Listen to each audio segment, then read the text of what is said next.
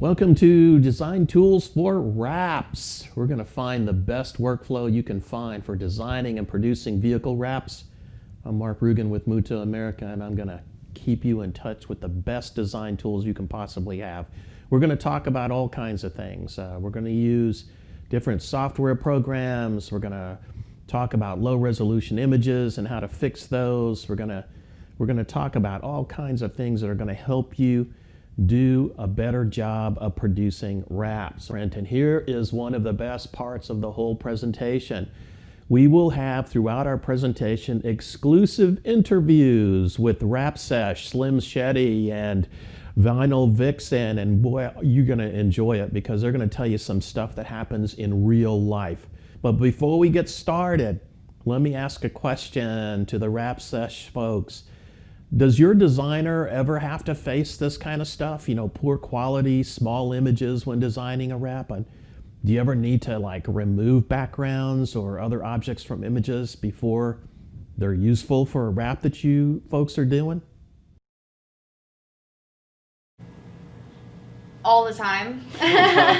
All the time. We get a lot of time we'll get like JPEGs from customers from their phones. They text us an image and they're like, can you print this? And I think you really have to educate your clients on what types of files they need and the differences, because they just don't quite understand.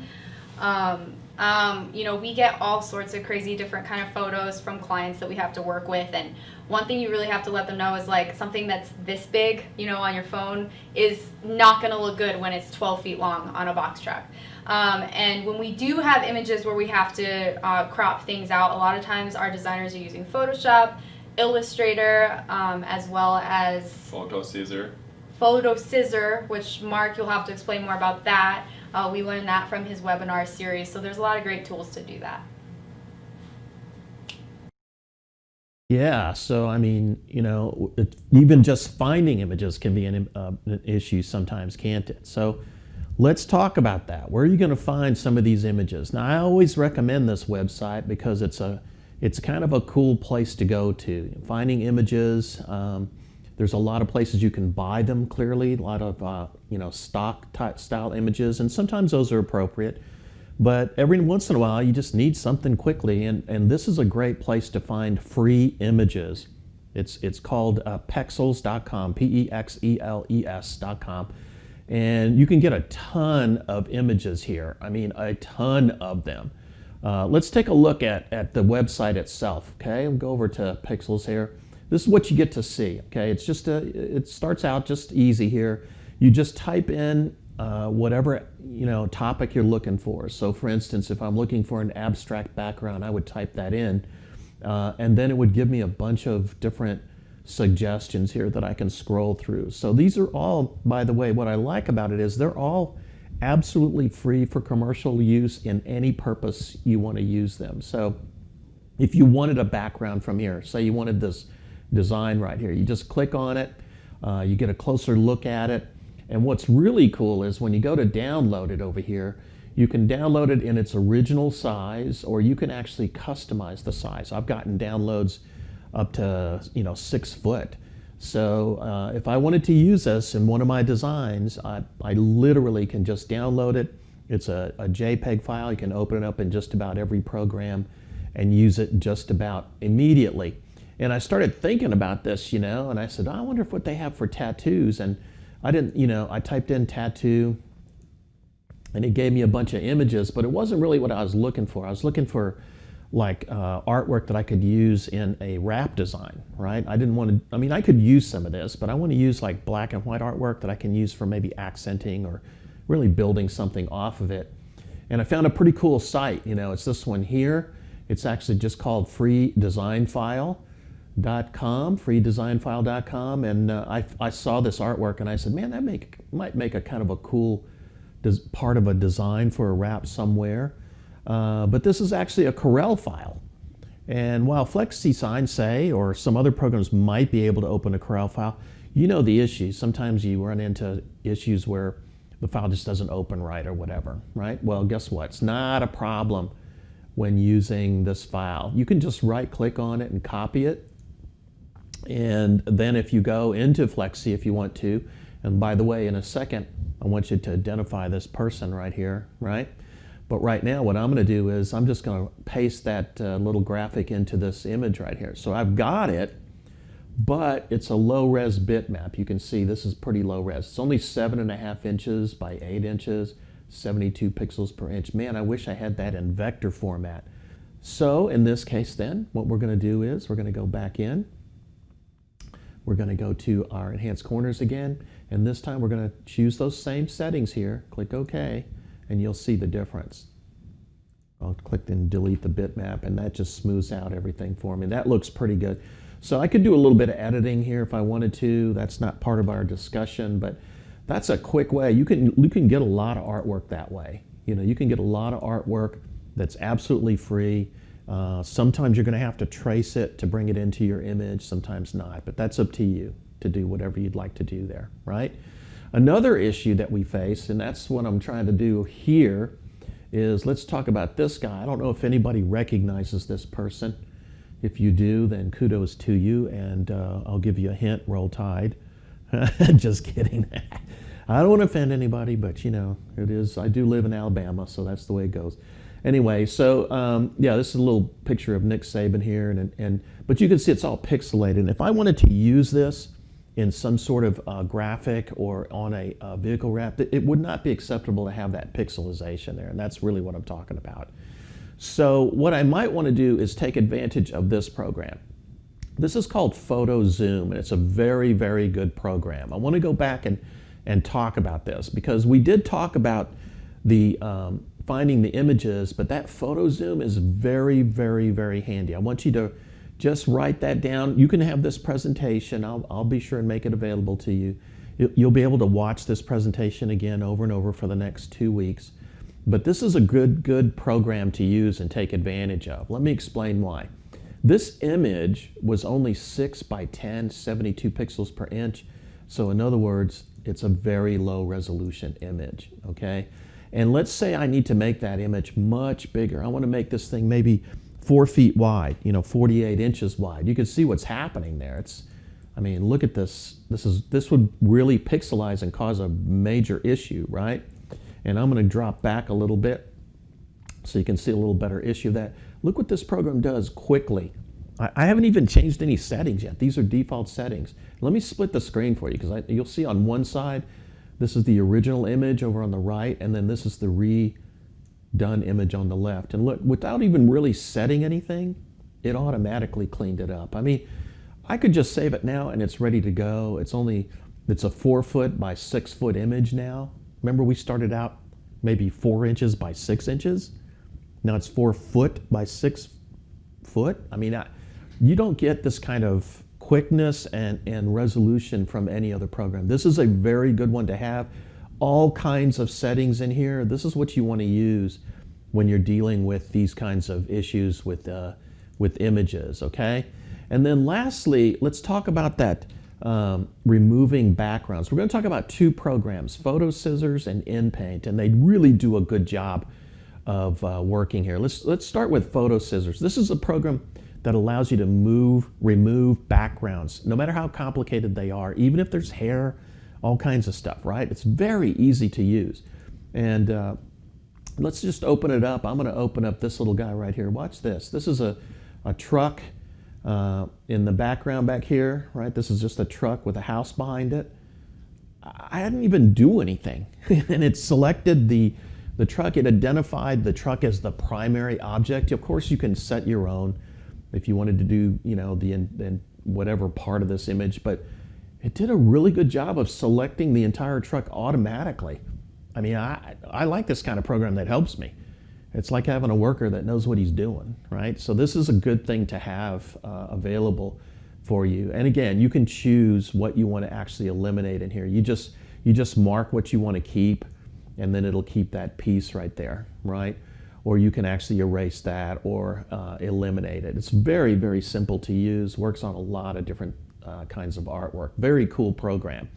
The other one's real similar to it. It's called InPaint. It almost looks like the same layout because it's the same company that makes it. Let's go in here and take this, and we're actually going to choose this beach scene here.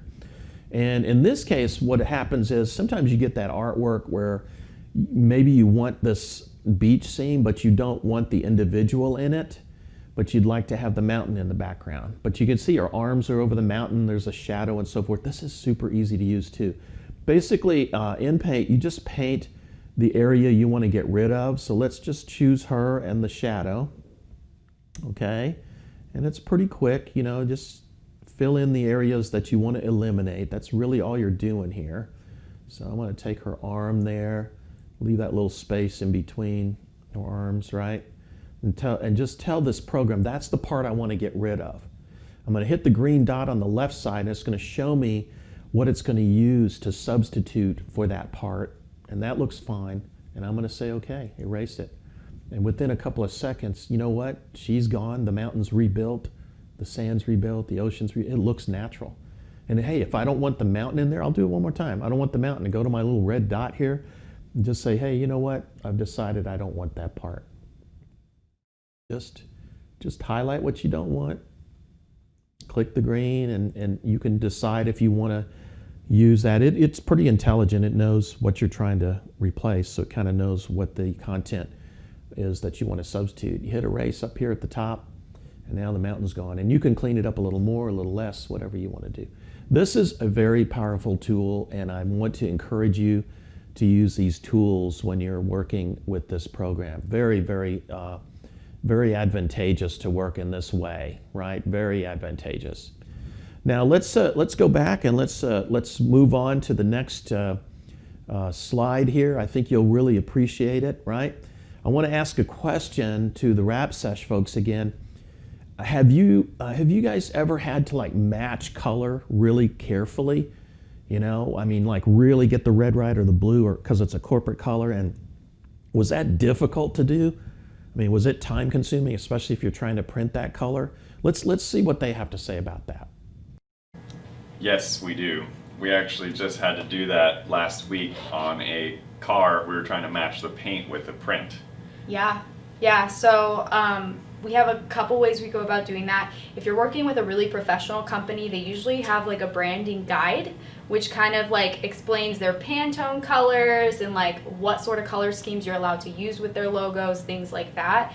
But most businesses don't have that. Smaller businesses don't usually. Yeah, we try to keep everybody limited to like Pantone colors because that's like the most universal way to do it, I think. But oftentimes when they want us to match something, we have a couple ways we can do that. We'll sometimes print like a sample swatch. Usually have like, say you want green, we'll print all the greens, and then you go through and pretty much match the right green. Right, so there was a car we just did where we were trying to print some green to match the green paint on a green Challenger. Mm-hmm. So we printed probably 30 or 40 different greens and different hues and saturations and stuff, and then we put that out on the vehicle to compare to the paint. So that's a really good way to match when you're doing prints. And then another tool that we just got, I learned this in Mark Rugen's Flexi webinar training, is called Color Muse. It's pretty cool. Basically, it's this like little contraption, and you take a photo of something, and it'll like break down the color values, the Pantone, like everything. So I'll let Mark dive into that a little more. Yeah, it's like a little app on your phone. It's pretty nice. Pretty awesome. Yeah. Okay, cool. Yeah, I know that color matching can be difficult. It's an issue that is always something that we gotta try to handle, right? So let's talk about color matching for just a second. And what I want to do is I want to show you a couple of things. First of all, I'm going to show you a video on a piece of equipment that I think you're going to have in your shop. You know, it's just so easy to use. It was actually developed for the paint business to match wall color paints. It's an inexpensive piece of equipment. When I say that, I mean like $59 or $49. It doesn't go, you can almost get them in any paint shop. It's called the Color Muse. Let me show you a video and how it works, and I'll show you why that's important for us in our wrap business.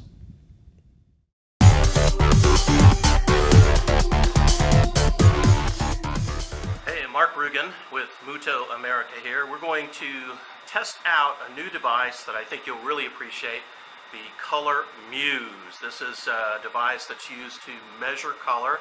It's about $59. You can get it about anywhere. So what we're going to do is we're going to take a brochure, and you can see the little corner up here where you have the nice blue. I'm going to take this instrument and I'm going to measure that. Then we're going to print it on some white vinyl and compare it so that you can match colors. I think this is going to be a great new addition to your workflow. Let me show you how it works. All right, well, the Color Muse here comes with a software or an app that goes on your iPhone and allows you to connect it using your Bluetooth device. So we're going to just click Connect Device. I'm going to press the top of the button here to connect it. Perfect. Now it's asking me to calibrate it, so we just set it down somewhere. There's a white cap goes on the top right there. Just click Calibrate. And once it's calibrated, it's done. So at this point then, I'm going to take that little device off right there, set it down on my measuring point right here, and then again what I'm going to do is I'm actually going to measure this, okay? So what we can do at this point then is actually scan it in. Alright, so let's go back, and what it will do is it'll actually scan that color. Now it's going to give you these colors in paint colors, but there's a little inspect button over here to the left, and it actually shows you those numbers in RGB. So what I'm going to do is I'm going to input those numbers. I'm going to draw a square in Flexi. I'm going to actually print it on my vinyl, and then right next to this there's a sample, scan sample, and we're going to compare what our print looks like to our actual color that we just measured on this brochure. Alright, so I printed this out. I just drew a square in Flexi, made a couple of adjustments, and I'll show you how to do those in the software. But what I'm going to do now is measure these two. I've got the brochure here compared to that blue. You can see it's a pretty close match to start with. But I'm also going to place my Muse on the actual printed part. I'm going to hit scan, and it actually says here I have a delta of 1.93, which it indicates with a green strip, and that actually shows that there's a minimal difference between those two. In other words, it's a good match. If it were not, if it were close, it might have an orange or a yellow strip. If it were not even close, it would give you a red strip indicating you need to make some adjustments.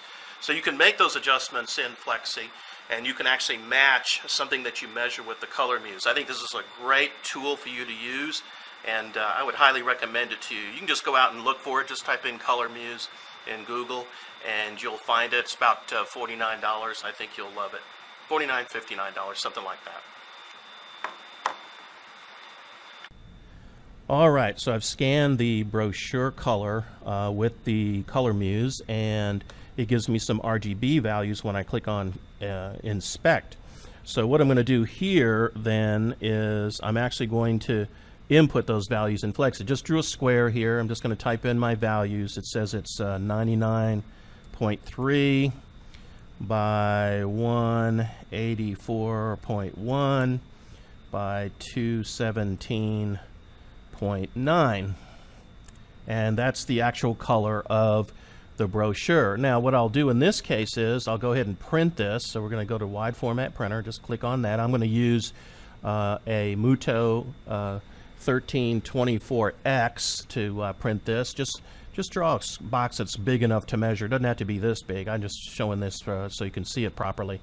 And set up all your settings. You know, make sure that you're setting up the right profile and so forth for this particular media, right? So once we have those set up, we send that job. All right. And in my production manager here, you can actually see that job is loading up. What I do is I would actually print that job. Now, once you print that and measure it, if it doesn't match closely, in other words, if your delta E is, say, 4 or 5 or something like that, what you want to do is make some adjustments. So you would go back into your Flexi here, and what I recommend you do is don't adjust the RGB values. Go in here and change this to HSV right here. And in my case, what I had to do was I increased each of these by about 5. So 1, 2, 3, 4, 5, 1, 2, 3, 4, 5, and then 1, 2, 3, 4, 5. That's what I did. You may have to change yours a little bit differently, but about 5 clicks up or down on each of these values here tends to get you right in that range of colors that you're going to want to print. And so I reprinted this, and as you can see, it matched extremely well. So the Color Muse is really kind of a cool tool. I highly recommend it to you.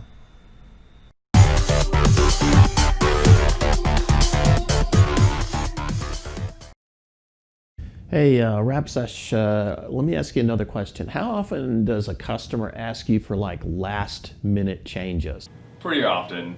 I mean, not all the time, but every once in a while someone comes in and, you know, they think they know what they have, or they think they Know what they want. know what they want, but then they, you know, once they see it, they're like, oh, I want to change this here and here, but, I mean, yeah. Yeah, I think when we're in the rendering process, going back and forth, there's always like last minutes, oh, can you add this, can you do that? Yeah. But basically, whenever the rendering's approved, like that's when the customer signs off on it and responds approved to us. After that point, you don't make any changes. Then it's printing. Because then the designer has already sent us the print files and we're already in the process of printing. So once we get to that point and we collect the print deposit, you can't make any additions or changes to the current design. You can only add over the top of it. Yeah, or else it would have to be reprinted at that point. Yeah, and that's the best way for us as a business to just avoid costly mistakes.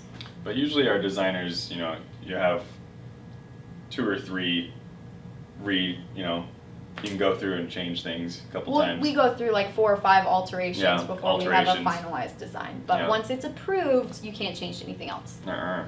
Nuh-uh, not today. Exactly. So, you know, I mean, customers change their mind all the time. I mean, it just seems like they're always doing that. So we can vectorize something in, you know, whatever program we're using and get a nice clean piece of artwork. And then they're like, oh, change the color and can you remove this part or that part? Or maybe we've gone through the extent of making a really cool design and they're like, well, you know, we just changed our name and it's, you know, a different name, or, you know, I don't know. It could be anything. It could be literally anything. Well, what I want to do is I want to take you through an example of how Flexi, for instance, can save you a lot of time, okay? There was a guy out there some time ago that did a bunch of templates. And let's just, his name was Bill Bergen. And Bill, if you're listening, hey, what's going on? Anyway, so this is a couple of his templates, okay? And here's the magic of using Flexi that I really like, okay? First of all, these are all just vector artwork. That's all they are, really, you know? Different fills in it and so forth. What if somebody says, oh, well, you know what? It's MUTOH Pharmacy or it's Wrapsesh Pharmacy now. You know, in a lot of programs, you'd have to change everything. In Flexi, you can just highlight lettering like this, right? And just type in stuff. And it'll just redo it, right? I mean, you don't have to worry about it. You don't have to redo the fill or anything like that. You can just fix things, right? And even like if this one has a distortion on it, a fill, an outline, it's got a shadow behind it, it's got all kinds of things in it. You can still highlight that lettering right there, right? And just type in some new lettering. And it just automatically fixes it. So the idea is that all the parts, when you design something in Flexi, all the parts remain what they originally were. So if it was a star, it's still a star. If it was an outline, it stays an outline. If it was a text, it stays text. So you can always make changes, right? You can always make changes to anything that you highlight or that you need to make changes to. That's the real power of editing. It really comes from the way that Flexi was originally written, and it makes it easy for you to be able to make changes quickly, right?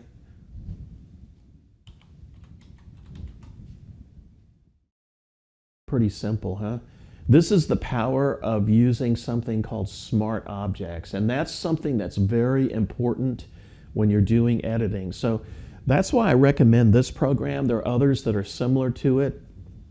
You know, SignLab can do some things like that and so forth, but it's one of the reasons why MUTOH actually includes the Flexi software with most of their printers, because it has so much design power. So think about that when you're thinking about getting a printer or design software. You got to look at it from the standpoint that customers are going to ask for changes. How quickly can you get those done? Because time is money. Time is money. Cool. So let me ask you guys a question again. Do you use vehicle templates or actual vehicle photos when designing, or do you use them both? I mean, how do you take advantage of those templates? So if we're doing like fleets or like business vehicles or like partial designs, things like that, that's kind of simple, we'll typically use a template. When we do really custom projects, custom prints, we're usually using a combination of both custom and a template. So a lot of times our designers will start with a base template, or if it's a really custom car, they can create a rendering based off of a photo. So they create a template by hand. And then with us, we want everything to be dialed in perfect. So when we're doing custom cars, we actually measure every single panel, and we'll measure the exact measurements of the panel, and then we'll also list what we want the print panel with bleed. Yeah. So our designer knows, here's the exact size, here's what they want, and that's the best way to avoid any issues with templating. So we take that extra step just to make sure it's exactly how we want, because we want to just do it right the first time. Yeah, and you know, some, like you said, some cars are so custom that there's no templates. There is no for 'em. template, yeah. So you have to create one. And I think doing those custom templates off of photos, they look a lot more realistic and kind of sell a job better to a high-end A client. lot of customers really like that. Okay, good. All right. So what we want to do is we want to talk about these templates. Okay. Now you can certainly purchase templates. You can use these vector templates. You can use the bad wrap style templates. I'm going to show you how to use an actual vehicle photograph. Okay. So let's take a look. I'm going to take an image, and let's add an image to an actual vehicle photograph that you might take of your customer's truck or whatever it is you're working on. Okay, so let me switch over to Flexi here, and what I'm going to do is I'm going to open up just a simple back end of a truck here. Now I made sure that my design editor was on, and I'm going to make sure that you turn that on because it makes it a little easier to understand. Okay, so when you open a file like I just did, it just assigns it to layer 1. We're going to rename layer 1 design layer. Okay, that's going to be my design layer right there. Let's create a new layer. You can just do that by clicking this little icon right here. And let's name our new layer masking layer. All right, be sure you learn how to spell, not like me. Masking layer. There we go. Okay, there's my masking layer. So those are just layers. Now if I go over to my objects here, you'll see I have a bitmap. That's the only thing I have on the screen right now. Okay, that's the only thing I have on the screen. So what I'm going to do is I'm going to right click on my graphic here, my bitmap, and I'm going to copy it. And then I'm going to click on my masking layer, and I'm going to right click again here. And again, on the masking layer, right? Make sure you're on the masking layer. I'm going to right click, and I'm going to say paste over. Now it doesn't look like anything happened, but what actually happened was the same bitmap, a copy of this truck, is on both layers. That's very, very important. Okay, now go to your layers again, and on the design layer, I'm going to click this little pencil, and that's going to say don't edit the bottom one. You know, just make that stable, don't edit it, okay? Go to your masking layer, and at this point, it's a very simple process. Really, I'm going to zoom up a little bit on the tailgate here, because that's what we're working on. And I'm going to minimize this a little bit. All we want to do is put a line around the parts that we want and don't want. So in other words, if I take my little digitizer pen here and I just start clicking here, and I'm going to go right up to the edge of the seam there, okay? And you would, you know, if you're doing this in truth, you would probably take your time and do this really accurately, okay? But clearly we're limited on time here, you know, so what I'm basically doing is I just did the back of that part of the tailgate, right? And I did this bright red color because I want to actually click down here so that it's just showing me my red line, but I can still see it in Flexi. That's the whole point, okay? And so like on this Ford logo here, I might take an oval and maybe I'll do this and just go right around that logo. And again, you can resize it, shrink it, move it, you know, make sure that, oops, that always happens to me. Make sure that you place it in the right spot, you know, that way you can you can even use your arrow tools here on your keyboard, you know, to kind of just manipulate it, make sure it's in the right spot, right? I might use a rectangle and just put it around the edge here, maybe another one over here around the little flex fuel logo. I'm going to use a rectangle here, even though I probably would get more accurate on that part. And then I'm going to do my digitizer tool again, and I'm going to zoom up on this side here. And what I'm going to do is I'm going to start like right next to, I want to make this seam, that black seam that you see there. So I made sure that the line is kind of on the other side here. And then I'm going to go around the light, okay? And again, I'm just hurrying here so that we can get all this in our hour's time here, right? So basically what I'm doing here is I'm making sure that, you know, I got this kind of thing, right? Okay, and then let's go over to the other side and do the same thing. Oops, too far. Problem. So we're going to do the same thing here, straight down, over to the right, up and around, come up here, over. We're just going to estimate where the end of the truck is, close that up. And then basically I have the following, okay? So I got all this stuff. Here's the real trick. I'm still on my masking layer. Make sure you're still on your masking layer. I'm gonna right click on this big giant red piece here. It could be any part. Could be the small part here if you want. That doesn't matter, as long as you pick something that's red. You wanna do everything in the same color.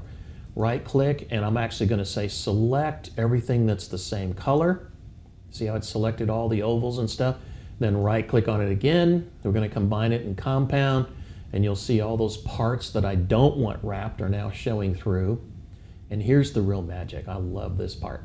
Go up to the bitmap and say convert that shape into a marquee. And basically that's just like selecting the area here. Then I'm going to right click and say let's invert that marquee. So now even the outside image, everything except the area that I want to mask has been selected, and I'm going to go to bitmap and I'm going to say convert the marquee to a shape. So you know, that's kind of, I did this part and then I reversed it so that everything else is selected. And because I have that pencil on the design layer and I'm also working in the masking layer, I can now take everything on the screen, everything, right click and mask it, and boom, just like that, right? So now let's unclick the design layer here, because we want to click on the design layer, and I want to show you something. I'm gonna go File and Import, and I'm going to import a little logo here. Remember, I'm in Alabama, so we're going to put this little thing here. I want you to look in the Objects tab here. See how that bitmap? This is the bitmap that I entered, but you can't see it on. Oh, look what's happening. What's going on here? It's actually showing up right on the tailgate of the truck, already pre-masked. Right? So you can play with this and resize it and move it around, place it wherever you want till you get the look that you're after. It's as if you're designing right on the truck. I'm going to actually make this a little bigger so you can see it. Pretty cool, huh? As a matter of fact, you know, it's got a lot of extra down here that I don't need right now. I'm going to take my tool. I'm right on the bitmap. This is the one I'm working on. I'm actually going to take my cropping tool up here, and I'm going to say crop it like around this area right here. Just crop it in there. And that way, when I show the customer, it doesn't hang down on the bottom of the truck. Here's another cool thing. I mean, we're full of cool things today. You know, I just love it. So here's my little bitmap here. Let's zoom in on this for a minute. Let me show you something. I'm going to zoom in on it for a minute. You can't really see the seams and the tailgate and everything. I mean, it looks okay, but look, you've got the bitmap selected, right? Go to the effects menu and choose lens and transparent, and you can see the actual stuff showing through, and just don't make it too much. You know, you want to make it enough that, you know, you can see those seams in there. As a matter of fact, you could even take the truck itself if you wanted to. This is the truck itself here. And if you wanted to, you could go to the bitmap menu here and maybe use some of these filters like brightness and contrast or whatever here to kind of change the look of the actual truck itself. You know, like make it a little darker, maybe, with a little more brightness in here or a little less brightness. Honestly, you could play around with this and enhance those seams a little bit. When you click OK, you'll see them a little better on your image in here, right? You won't have to do as much of a transparent lens on that, right? So I could literally click here and just say in that lens, let's make it a little less transparent, right? So you can really see that, and it really gives you the impression of, hey, that looks just like it's going to look when I do it for you on that truck, you know. The image is obviously going to be a little brighter because you're going to print it nice and bright on your brand new MUTOH printer. So here we did, in relatively short period of time, we used an actual photo right inside Flexi here to manipulate this. And it all had to do with creating these layers and then just moving things around. And here's the really sweet part too. You know, if you type some other stuff in here, right? I'm just going to type in some lettering. All right, so I just typed in some lettering here. Where is that lettering? Why is it, you know, if I put it over the top of the truck here, well, look at that, it's showing up also. And you can manipulate that lettering all day long just as if it was never masked in or anything, right? You could just set this over on the side here, you could resize it, you could do all kinds of things to try to, you know, show your customer, here's what it's gonna look like, man, when I finish this on here, right? Put it wherever you want, kind of show them what it's gonna look like. The idea is it's really cool. All you got to do is just work on your design layer there, make sure that's activated, and put everything in the design layer, and then you can just start designing right on the back of the vehicle, just like you were designing on a page blank or a media. Really, really cool. I think that's a great way to show off to your customer exactly how you would design on a vehicle. We're going to talk about production a little bit, because let's say we got all these design tools and we've, you know, doubled the speed that we can fix something and figure it out now, right? I hope y'all are feeling that way.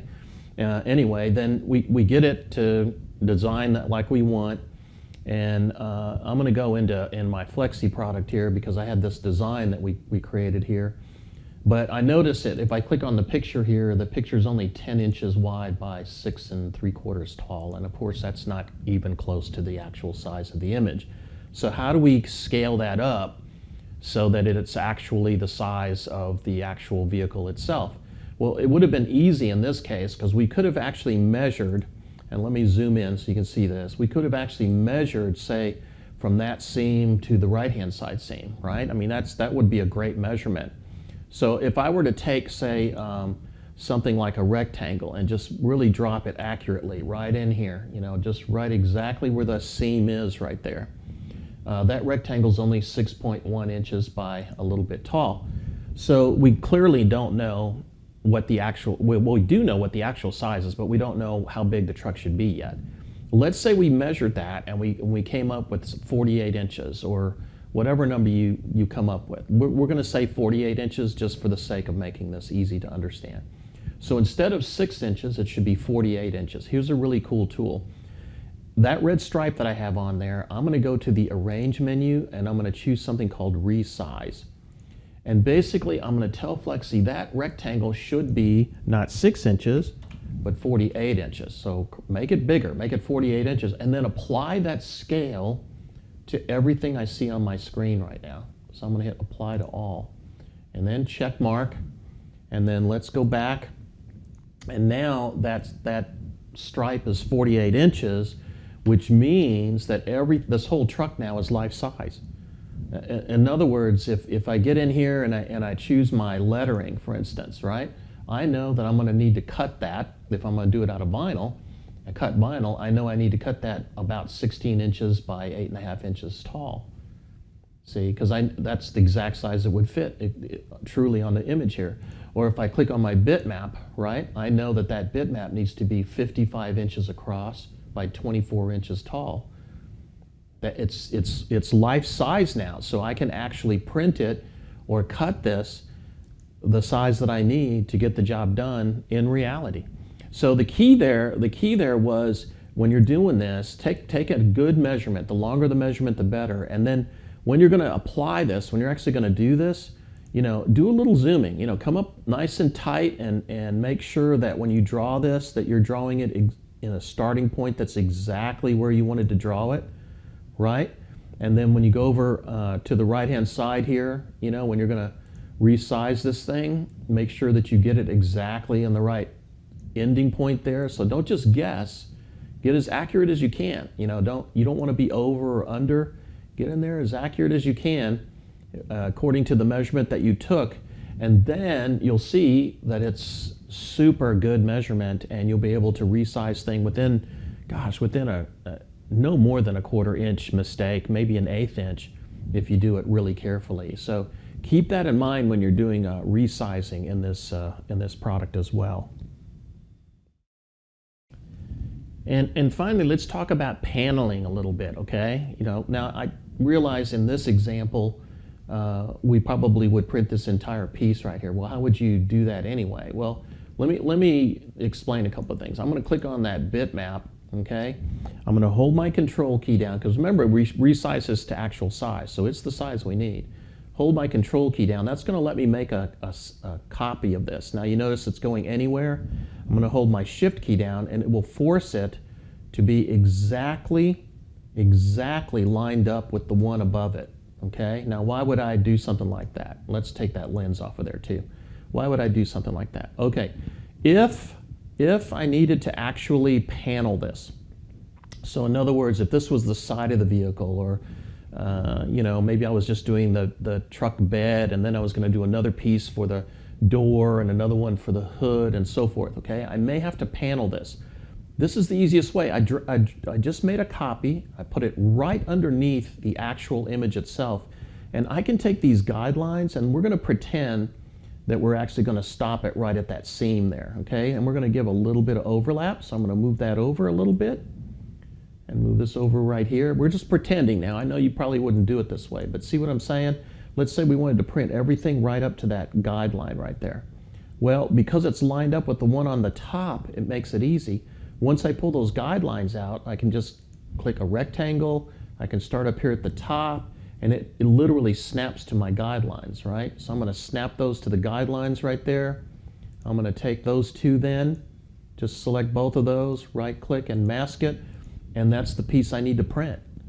So what I did was I literally created my panel in FlexiSign instead of in the production manager, where it can be a little bit more difficult. So this gives me better control, and if I have to repeat a panel, I've got an exact size already pre-done. I can save this file just like this, so that the next time I need to print it, or if I need to do a series of them on different trucks, the same truck in a fleet or something like that, I've got all my panels set up, man, right? So again, all I did was I just clicked on the image, held the control key down and the shift key. Once I start moving it, hold the shift key down. That brings down an exact copy of the image, okay? And then what I did was I just pulled the guidelines over, drew a rectangle over it, mask it, boom, you're done. I mean, that is about as easy as it gets, man. I can't tell you how easy it is when you know how to use your software and all the tools along with your printer. At this point, I could take that panel, I could click my wide format printer, send it right over, and if I need to, we can rotate things, we can do whatever we need to do at this point to create the graphics that we need, right? So if I'm going to print this on my 1641, I take a look at it and say, hey man, what's the best way to print this? Looks like it's going to fit that way better, all right? And let's say we're going to do a bunch of jobs, so I need 4 copies of it. All the copies are exactly the same size. The Flexi and MUTOH product make it easy to do these vehicle wraps, I'm telling you. So that brings me to my last question. Would you guys recommend training through the MUTOH webinars we're doing and hands-on? And how has the MUTOH printer you've owned helped you succeed in the business? Just give us an overall view really quickly here. I just want everybody to understand how valuable this really is. Yes. Definitely. She's done a lot of training with the Flexi program the and MUTOH webinars. Yeah, so MUTOH like, webinar. if you guys watch our stuff, I always admit I'm a bad Asian when it comes to technology. It's like we don't vibe well, and I'm an installer first, and I'm a business owner. So like the last thing I want to do is be learning how to do a completely different skill set of designing. Like I've just never been really good with the computer or been trained in that area. Now with our printer, we've had it for a year, and we've been trained by Fellers and MUTOH on the Flexi program, and that is really, really easy to use.